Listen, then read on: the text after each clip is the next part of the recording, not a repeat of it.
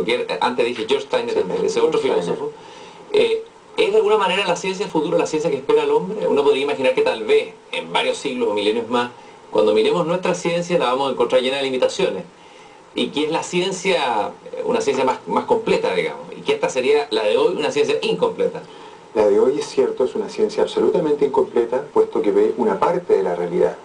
Esa parte de la realidad que ve es la verdad. No significa que no sea real lo que vemos desde el punto de vista biológico orgánico.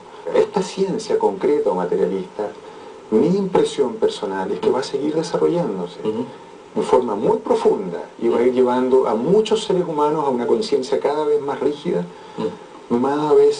cada vez más endurecida, en el sentido de que estos seres humanos solamente van a poder percibir como real el mundo de los sentidos, y se les va a ir cerrando cada vez más la percepción de los mundos suprasensibles. Pero por otro lado, se va a ir desarrollando, y se está desarrollando, ¿no es cierto? La antroposofía lleva 80 años en el mundo, pero está recién, ¿no es cierto?, en ese sentido dando sus primeros brotes. Va a ir apareciendo una ciencia del futuro, que no es una ciencia paralela. Se habla de complementariedad a veces con este tipo de disciplinas. Claro, no es ni paralela, ni es alternativa, es una ampliación de la ciencia tradicional. Porque para poder entrar en el mundo antroposófico hay que estar parado primero en la Tierra, hay que haberse formado el médico como médico tradicional, y desde ahí ampliar el conocimiento, ampliar la conciencia para que se nos vayan revelando estos otros planos. O sea, esto no estamos hablando aquí de cura chamánica, porque hoy hay una confusión en el mercado de la oferta médica alternativa. Hay curanderos, chamanes, maestros. Entonces, hay una confusión. ¿Qué es lo que distinguiría a la medicina antroposófica, específicamente la psiquiatría antroposófica que tú ejerces, de otras, digamos, ofertas, entre comillas, alternativas, New Age, etcétera, etcétera, etcétera? Primero que nada, el hecho de que con el camino antroposófico uno puede formarse una imagen real del hombre que se hace muy coherente. Y en ese sentido quiero decir que esa es la ciencia, de alguna forma, del futuro. Este camino antroposófico, este poder pensarse, por ejemplo, al hombre con todos sus cuerpos, debe ser un impulso que se puede introducir en todas las áreas académicas del mundo. Debiera estar ya como un camino de pensamiento en todas las universidades del mundo. Sin embargo, eso no es tan fácil, porque hay toda una corriente opuesta, ¿no?, que siempre va a existir a la evolución, que se opone a través del miedo, a través de los prejuicios, a través de las culpas, ¿no es cierto?, que hace que esto se dificulte, que no sea tan fácil que esto pueda ser introducido y que pueda ser pensado por el hombre. Porque el camino antroposófico, como dije, no parte como una creencia y una convicción, parte de una observación rigurosa, desprejuiciada, aterrizada y científica tradicional. Desde ahí se nos van revelando los otros mundos. Desde ahí se va produciendo una transformación en esta conciencia del investigador. No necesariamente, tiene que ser médico. Esto cubre todas las áreas del saber. Sí, hay una pedagogía antroposófica. Hay una agricultura, están todas pediatría también, ¿no? Toda una pediatría, está la agricultura, está la odontología, están las ciencias sociales, están todas las áreas de arte. ¿No se desarrolla más en Alemania, en los países nórdicos? Principalmente en los países de centro y norte de Europa, y también en Norteamérica. Quizás deberíamos remontarnos a la fuente y a este hombre que fue Rudolf Steiner, que probablemente muchos de los que nos están escuchando no han oído nunca hablar de él. Así brevemente, ¿quién fue Rudolf Steiner? ¿Y qué es lo que descubrió?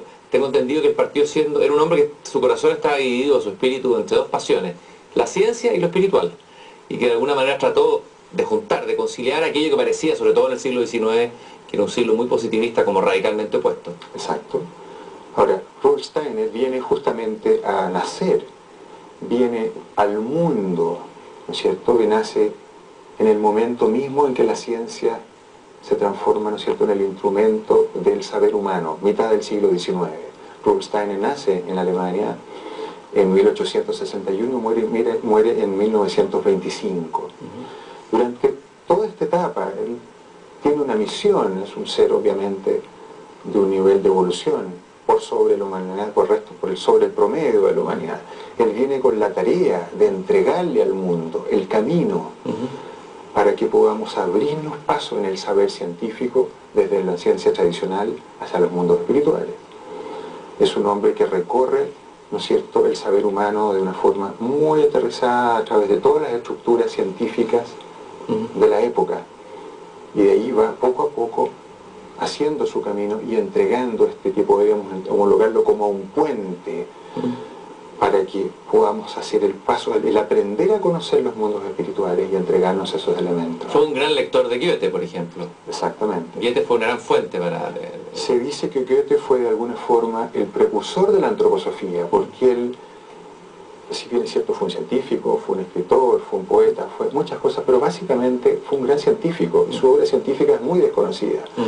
Y fue el precursor porque él entrega una forma de conocer, ¿no es cierto?, la naturaleza, en que se le empiezan a revelar los mundos suprasensibles, en una época en que todavía el pensar humano no estaba preparado para llegar a la antroposofía.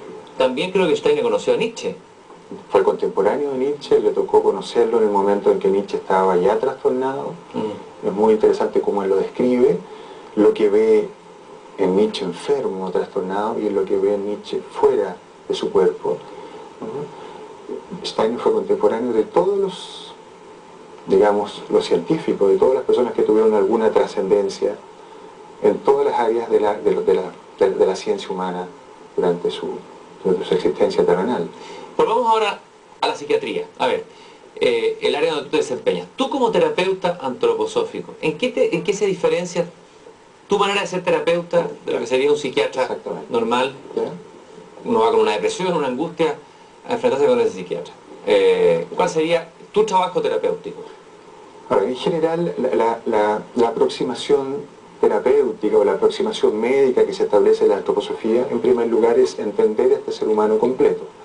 No voy a ver solamente su biología, su corporalidad, sino que me voy a fijar al tener esta imagen de este hombre más completo en todo su ser.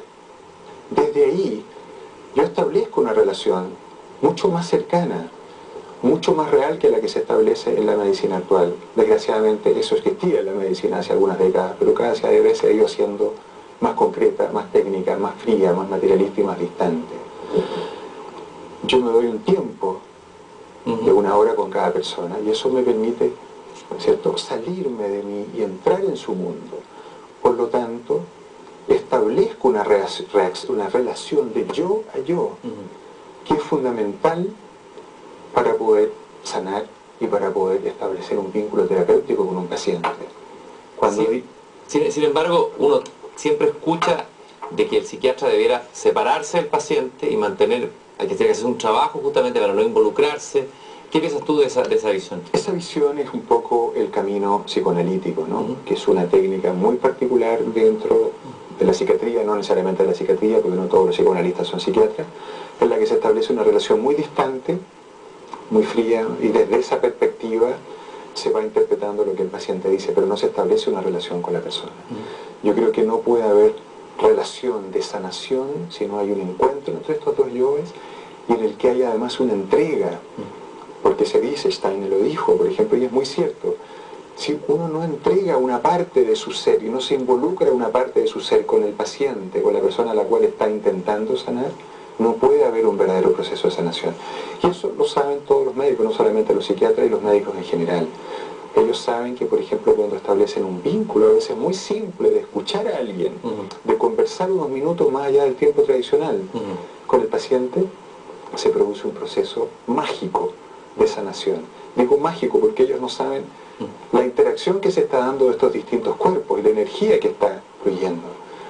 Pero se produce un proceso muy real. ¿Qué está pasando en ese proceso? Hay que escribirlo desde esta ciencia espiritual, entre el paciente y el médico. ¿Qué está interactuando ahí? No habría que describirlo así. De partida están interactuando mi yo, o sea, mi parte espíritu, en la apertura están interactuando mis sentimientos, mi parte alma y también mis fuerzas etéricas. Por no decir lo físico, en la medida que también nos estamos mirando y hay una interacción.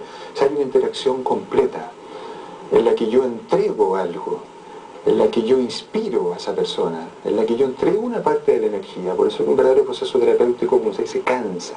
¿No? Es un proceso muy real, en el que si uno pudiera tener una visión, una percepción de toda esta fuerza suprasensible, vería un intercambio de colores, vería un intercambio de fuerzas, vería un intercambio de presencia. De energía, ¿no? De energías, exactamente.